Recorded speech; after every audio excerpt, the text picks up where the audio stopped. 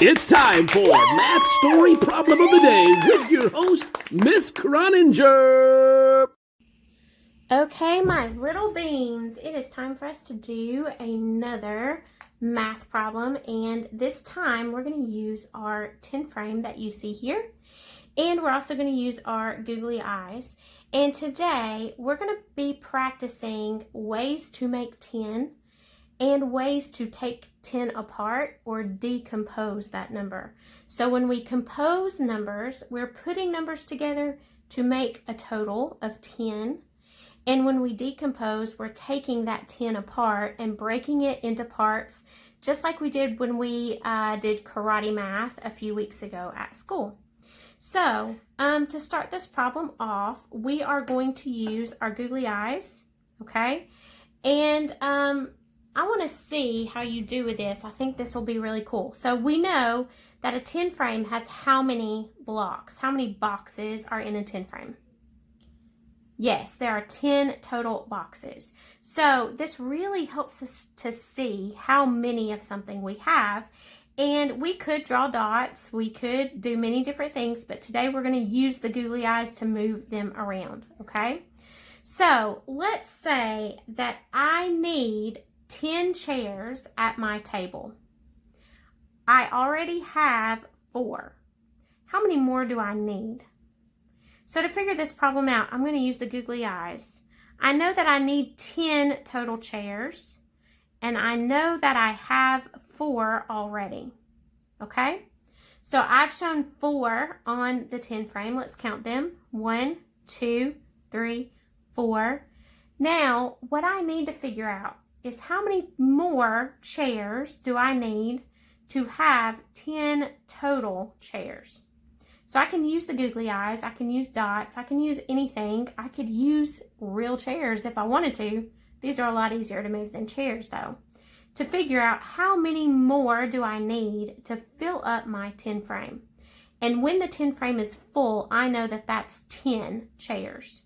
So I have 4 already. Let's count and see how many more we need to add to make 10, okay?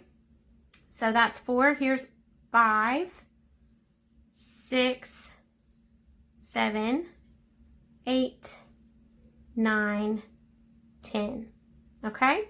So if you remember, we started with 4 chairs. So this was 1, 2, 3, 4. So if we're going to write a number sentence, I would start with 4. And then we added some more chairs. How many more did we add? Let's count them. 1, 2, 3, 4, 5, and 6. We added 6 chairs, and altogether that gives us 10 chairs.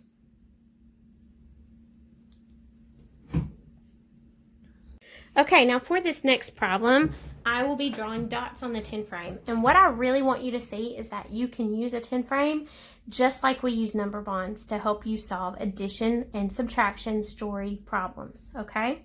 So for this next problem, again, we're going to need 10 pieces of candy to go in our Easter eggs.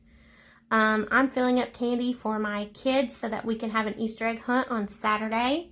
So let's see here. If I need 10 pieces of candy, but right now I only sadly have 3.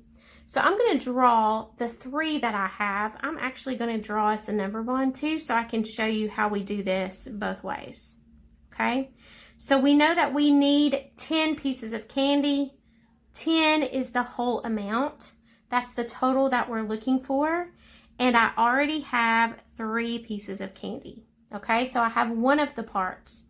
So our 10 frame shows us 10 boxes. We're going to use this to help us figure out what the missing part is. Okay, so I have 3 pieces of candy. I'm going to just draw some dots in the 10 frame this time. So there's 1, 2, 3. And I want to remind you that it doesn't matter where you draw your dots. You can draw them over here. You can draw them over here. They don't have to be in a straight line.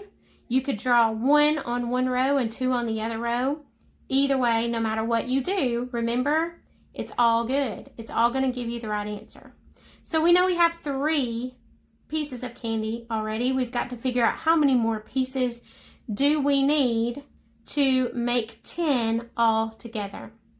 Okay, so I want you to count with me, and I'm going to fill up the rest of these boxes. Ready?